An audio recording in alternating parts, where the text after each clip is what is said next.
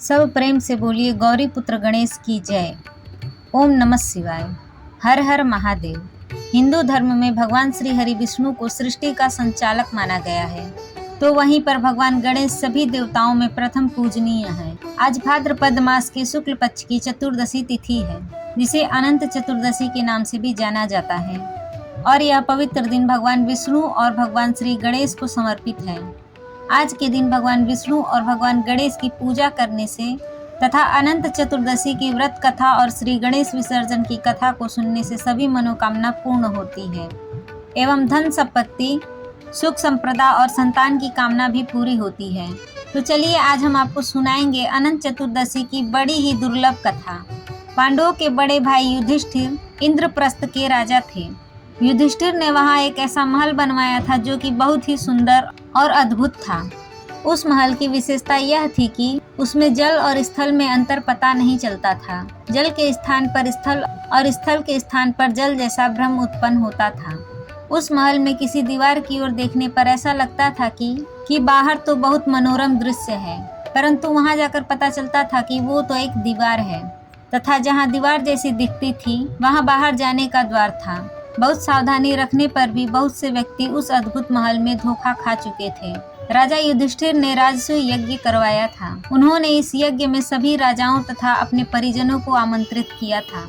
सभी राजा उस अद्भुत महल को देखकर उसकी प्रशंसा कर रहे थे तथा चकित भी हो रहे थे। दुर्योधन भी उस यज्ञ मंडप में आया हुआ था और महल को देखने की इच्छा से वे महल में घूमने लगा। जब वो महल की सुंदरता को निहार रहा था तब एक जल के स्थान को स्थल समझ बैठा और उस जल पर चलने लगा, परंतु वो स्थल जल नहीं था और भ्रम के कारण वो उस जल में गिर गया। यह देखकर द्रौपदी उसका उपहास उड़ाने लगी और यह कहकर बोली कि अंधे का पुत्र अंधा। इससे दुर्योधन क्रोधित हुआ। यह बात उसके हृदय में बाण के समान लगी। उसके मन में द्वेष उत्पन्न हो गया और उसने पांडवों से बदला लेने की मन में ठान ली। उसके दिमाग में उस अपमान का बदला लेने के लिए विचार उपजने लगे। पांडवों को जुए में हराकर उस अपमान का बदला लेने की सोची। उसने पांडवों को जुए में हरा भी दिया। पराजित होने पर प्रतिज्ञा के अनुसार पांडवों को 12 वर्ष के लिए वनवास भुगतना पड़ा।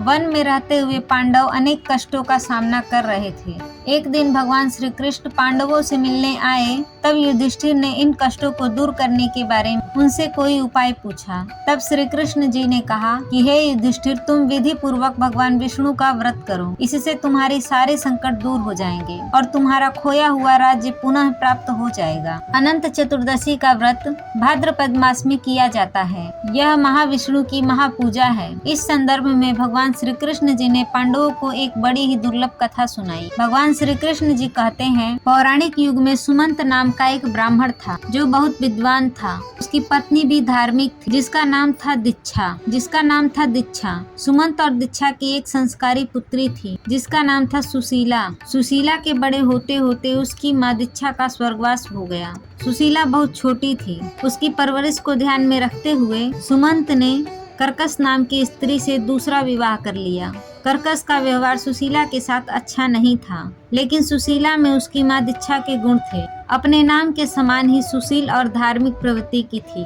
कुछ समय बाद सुशीला विवाह योग्य हुई तो उसका विवाह कौंडिन्य ऋषि के साथ किया गया और सुशीला अपने माता पिता के साथ उसी आश्रम में रहने लगी। माता कर्कश का स्वभाव अच्छा न होने के कारण सुशीला और उसके पति को आश्रम छोड़कर अन्यत्र जाना पड़ा। जीवन बहुत कष्टमय हो गया था। न रहने को जगह थी, न ही जीविका के लिए कोई जरिया। दोनों काम की तलाश में एक स्थान से दूसरे स्थान में भटक रहे थे। तभी वे दोनों एक नदी के तट पर पहुँचे, जहाँ रात्रि को विश्राम किया। इस दौरान वहाँ सुशीला ने देखा कि कई स्त्रियां सज धज कर पूजा कर रही थी और एक दूसरे को रक्षा सूत्र बांध रही थी। सुशीला ने उन स्त्रियों से उस व्रत का महत्व पूछा। वे सभी अनंत देव की पूजा कर रही थी और उनका रक्षा सूत्र, जिसे अनंत सूत्र कहते हैं, एक दूसरे को बांध रही थी, जिसके प्रभाव से सभी कष्ट दूर होते हैं और व्यक्ति के मन की सारी इच्छाएं पूर्ण हो जाती है। सुशीला ने व्रत का पूरा विधि विधान सुनकर उसका पालन किया और विधि विधान से पूजन कर अपने हाथ में अनंत सूत्र बांधा। और अनंत देव से अपने पति के सभी कष्ट दूर करने की प्रार्थना की। फिर सुशीला का जीवन सुधरने लगा। अनंत देव की कृपा से धन धान्य की कोई कमी नहीं थी। अगले वर्ष फिर से अनंत चतुर्दशी का दिन आया। सुशीला ने भगवान को धन्यवाद देने हेतु फिर से पूजा की और अनंत सूत्र बांधा। नदी तट से वापस आई तो ऋषि कौंडिन्य ने हाथ में बंधे सूत्र के बारे में पूछा। तब सुशीला ने उन्हें पूरी बात बताई और कहा कि सभी सुख भगवान अनंत के कारण ही मिले हैं। यह सुनकर ऋषि कौंडिन्य को क्रोध आ गया। उन्हें लगा कि उनकी पत्नी ने उनकी मेहनत का श्रेय भगवान को दे दिया और इसके बाद ऋषि कौंडिन्य ने अपनी पत्नी के हाथ में बंधे धागे को तोड़ दिया। इस तरह से अपमान होने के कारण अनंत भगवान उनसे रुष्ट हो गए और धीरे धीरे ऋषि कौंडिन्य के सारे सुख दुख में बदल गए और वह वन वन भटकने को मजबूर हो गए। तब उन्हें एक प्रतापी ऋषि के दर्शन हुए, जिन्होंने उसे बताया कि यह सब भगवान के अपमान के कारण हुआ है। तब ऋषि कौंडिन्य को अपनी गलती का आभास हुआ और उन्होंने विधि विधान से अपनी पत्नी के साथ अनंत देव की पूजन एवं व्रत किया। यह व्रत उन्होंने कई वर्षों तक किया, जिसके 14 वर्ष बाद अनंत देव भगवान उन पर प्रसन्न हो गए और उन्होंने ऋषि कौंडिन्य को क्षमा कर दिया और उन्हें दर्शन दिए, जिसके फल स्वरूप ऋषि और उसकी पत्नी के जीवन में सुख होने लगे। पुण्य स्थान बनाया। भगवान श्री कृष्ण के द्वारा इस कथा को सुनकर पांडवों ने अपने वनवास में प्रतिवर्ष इस व्रत का पालन किया था, जिसके बाद उनकी विजय हुई थी। अनंत चतुर्दशी का पालन राजा हरिश्चंद्र ने भी किया था, जिसके बाद उन्हें अपना राजपाट वापस मिला था। तो बोलिए श्री लक्ष्मी नारायण भगवान की जय। आइए अब बड़े ही प्रेम से श्री गणेश विसर्जन की कथा सुनते हैं। आज के दिन इस कथा को सुनना अति आवश्यक होता है तथा समस्त मनोकामना पूर्ण हो जाती है।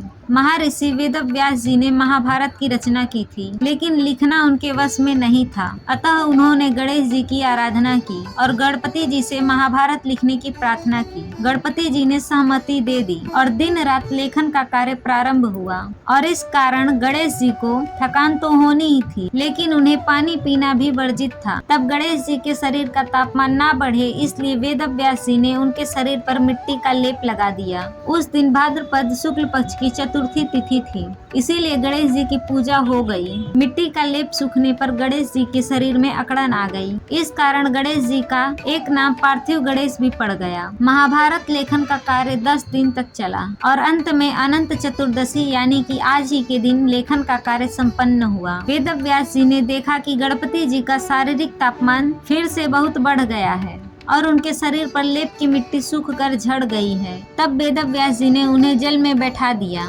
इन 10 दिनों में वेद व्यास जी ने गणेश जी को खाने के लिए विभिन्न पदार्थ दिए। तभी से गणपति बैठाने की प्रथा चल पड़ी।